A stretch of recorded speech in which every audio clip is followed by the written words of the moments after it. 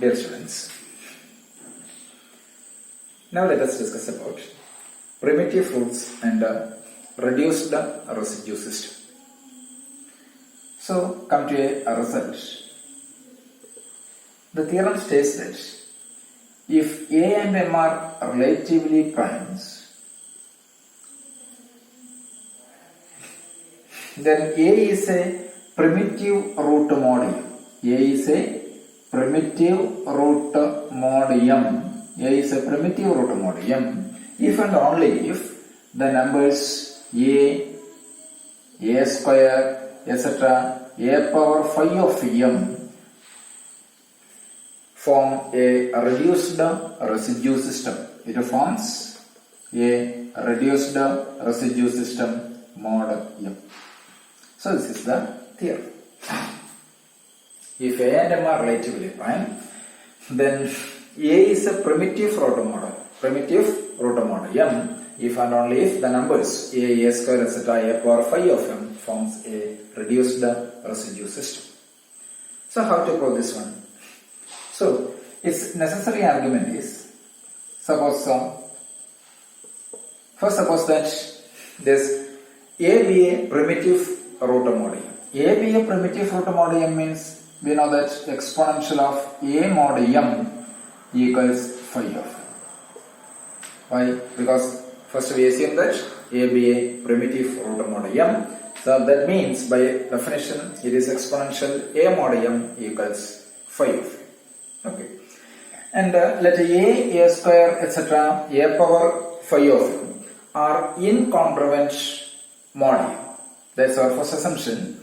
A be a primitive root modium and the numbers A square, etc., A power phi of m are incongruent modium.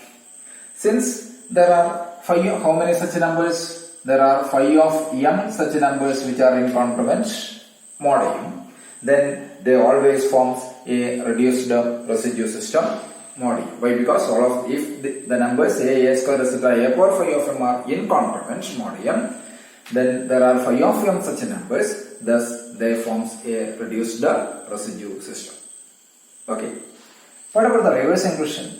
Suppose these numbers A square, etc., A power phi of m forms a reduced residue system modium, then A power phi of reduced residue system modium means we have A power phi of m congruence to 1 modium. Then immediately A power phi of m congruence to A power phi of m congruence to 1 modium. Okay. Then no smaller powers of this A is congruence to 1, hence A be a primitive root. Clear? The reverse inclusion. For reverse inclusion, we just assume that this A square, etc., A power phi of m, all of these numbers forms a reduced residue system modium. That means A power phi of m congruence to 1 modium. And no numbers or no smaller powers of A is congruent to 1 modium. So, what's the conclusion? That means exponential of A mod m, that means exponential of A mod m is always equals phi of m. So, exponential of A mod m is phi of m means what is A be a primitive root modium. That's what we require. Okay, so this is the theorem.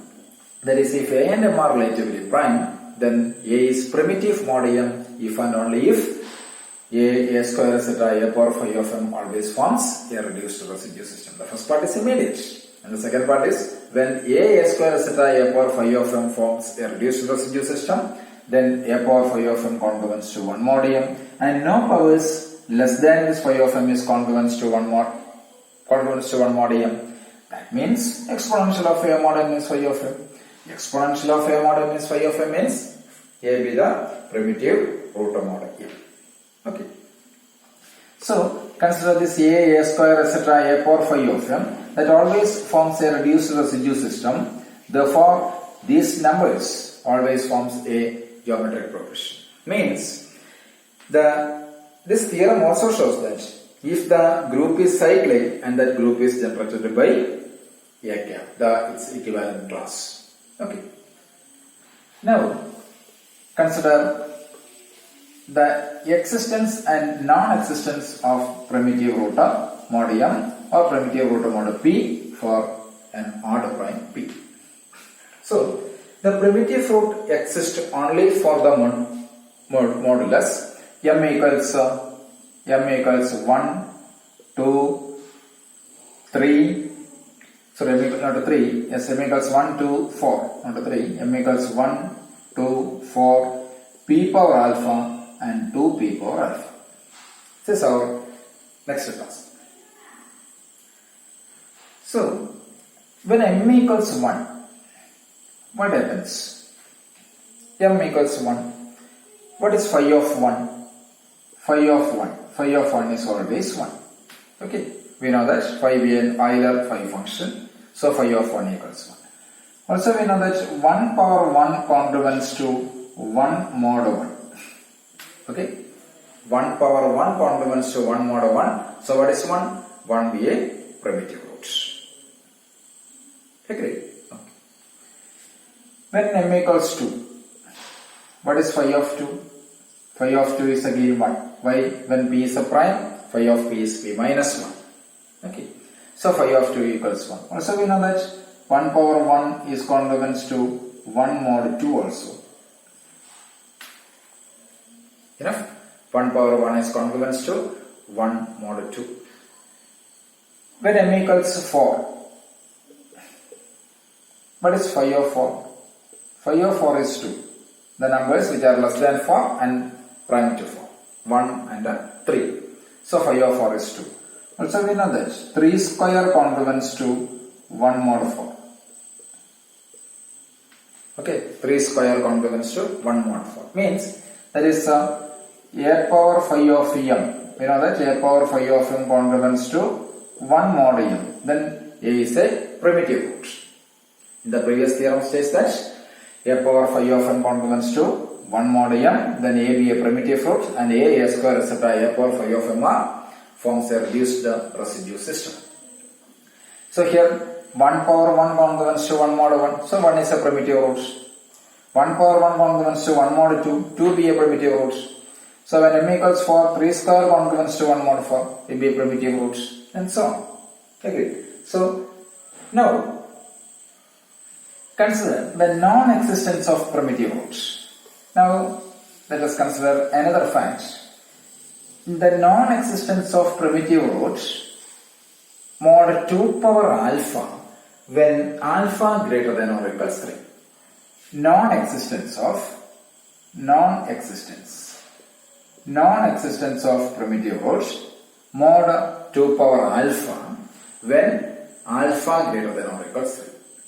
That is, so far let x be an odd integer, not a prime, let not be a prime, let x be an odd integer.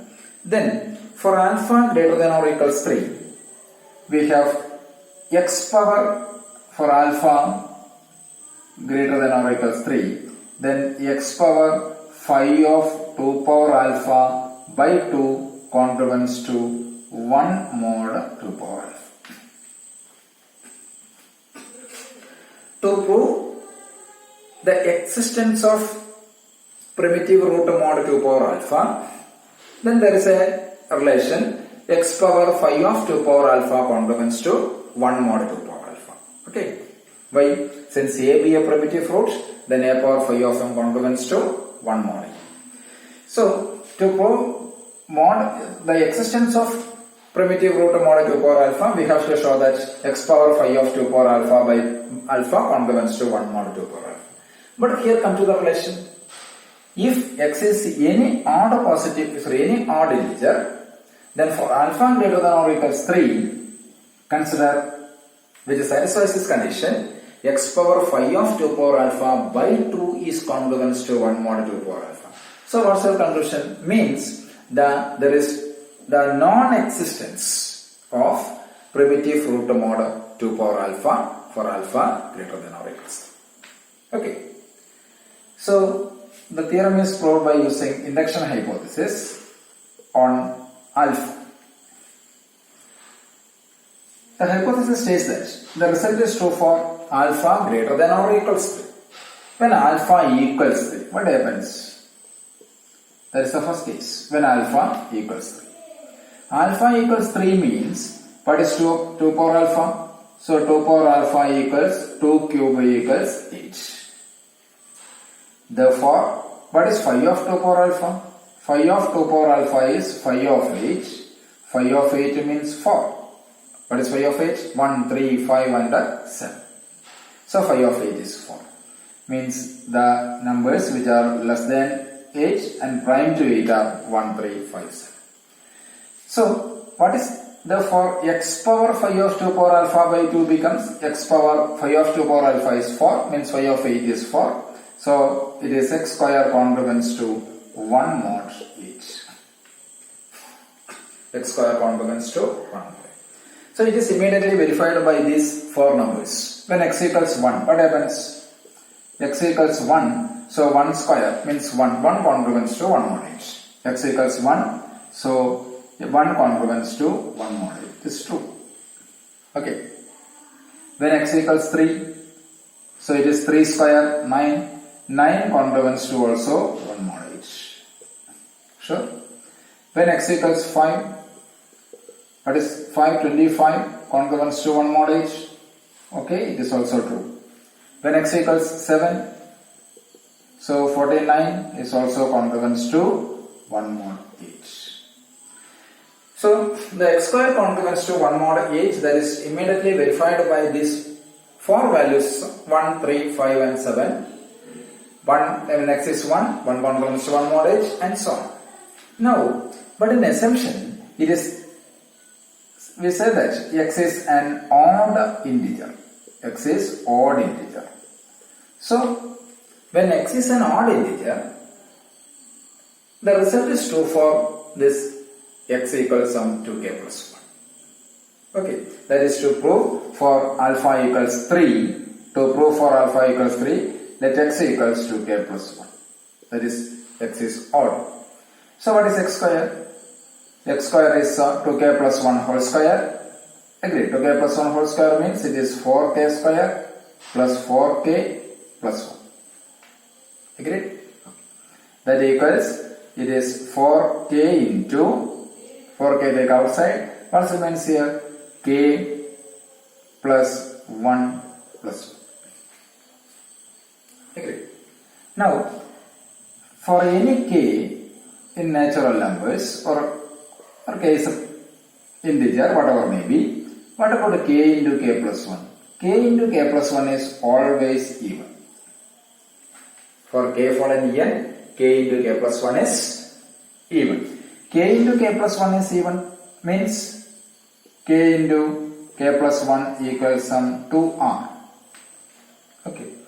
Therefore, x square equals 4 into, what is k into k plus 1? 2r plus 1. Agreed. That means x square equals 8r plus 1. X square equals 8r plus 1 means x square congruence to, come on, 1 mod 8. Okay. So x square congruence to 1 mod 8. So the result is true for when alpha equals 3 and for any odd integer x. We know that, or we see that x square congruence to 1 mod 8. Okay. That means the result is true for alpha equals 3. Now for induction, we assume that the result is true for alpha. That means x power, this one, that means x power phi of 2 power alpha by 2 is congruence to 1 mod 2 power alpha. The result is true. Now to prove the result is true for alpha plus 1. Okay, for alpha plus 1. Now listen, x power phi of 2 power alpha by 2 is congruence to 1 mod 2 power alpha means here 2 must divides x power phi of 2 power alpha by 2 minus 1. Okay? Yes. That means x power phi of 2 power alpha by 2 equals some 1 plus t into power alpha, not 2, t into 2 power alpha. X power phi of 2 power alpha by 2 complements to 1 mod 2 power alpha means 2 power alpha divides phi x power phi of 2 power alpha by 2 minus 1. That means x power phi of 2 power alpha by 2 is 1 plus t into 2 power alpha. Okay. On squaring, what do you get? Squaring, what do you get? X power phi of 2 power alpha by 2 whole square. That two cancel each other. So it is x power phi of 2 power alpha equals, on squaring on right side, it is 1 plus 2 into t into 2 power alpha means t into 2 power alpha plus 1 plus t square into 2 power alpha whole square. 2 power alpha whole square means 2 power 2 alpha. Agreed? That means it is 1 plus, take 2 power alpha plus 1 commonly outside from the next two terms. What's the means on here? The terms remains in bracket is, it is t plus 2 power, t square, there is a t square into 2 power alpha minus 1. Okay. 2 power alpha plus 1t, 2 power alpha plus 1t, then 2 power alpha plus 1 into 2 power alpha minus 1, that is t 2 power alpha. Okay. That means, so what about this one? There is a multiple of 2 power alpha plus 1. Okay. So that means phi of x power phi of 2 power alpha is congruent to 1 mod 2 power alpha plus 1. Okay. X power phi of 2 power alpha congruent to 1 mod 2 power alpha plus 1. Okay. Yes. Now, suppose, now consider, what is phi of 2 power alpha or what is phi of p? For any odd prime p, what is phi of p? For any odd prime p, phi of p is p minus 1. Also, phi of p power alpha is p power alpha minus p power alpha minus 1. That's a well-known result. For any odd prime p, for either phi function, phi of p power alpha equals p power alpha minus p power alpha minus 1. Agreed? Okay. That means p power alpha into 1 minus 1 by 2. Clear? Okay. Therefore, phi of 2 power alpha equals 2 power alpha into 1 minus 1 by 2. Sure. That equals 2 power alpha minus 1. Phi of 2 power alpha equals 2 power alpha minus 1. Comes to another result. What about the phi of 2 power alpha plus 1? Phi of 2 power alpha plus 1 is again 2 power alpha plus 1 into 1 minus 1 by 2. 1 minus 1 by 2 is again 1 by 2. So it is 2 power alpha. Okay. So 2 power alpha equals phi of 2 power alpha plus 1. Enough. So that means phi of 2 power alpha plus 1 by 2 equals 2 power alpha by 2, that is 2 power alpha minus 1. Okay. So phi of 2 power alpha plus 1 is 2 power alpha. That means phi of 2 power alpha plus 1 by 2 equals 2 power alpha minus 1. But actually what is 2 power alpha minus 1? That is phi of 2 power alpha. Therefore this result reduces to x power phi of 2 power alpha congruents to 1 mod 2 power alpha plus 1 becomes, what is phi of 2 power alpha? Phi of 2 power alpha is 2 power alpha minus 1. But 2 power alpha minus 1 is phi of 2 power alpha plus 1 by 2. Okay. So this result reduces to x power phi of 2 power alpha plus 1 by 2 congruents to 1 mod 2 power alpha plus 1. Means the result is true for alpha plus 1. Okay. That is, first we show that the result true for alpha equals 3. And we assume the result is true for alpha. Then after some manipulations, we prove that the result is true for alpha plus 1. Hence, by induction hypothesis, the result is true for every alpha greater than or equals 3. Thus, when x for any odd integer x and for alpha greater than or equals 3, x power phi of 2 power alpha by 2 contributes to 1 mod 2 power alpha. That means there is not the not existence.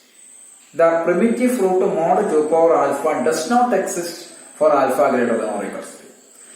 In order to prove the existence of primitive root mod 2 power alpha, we have to show that x power phi of 2 power alpha contributes to 1 mod 2 power alpha.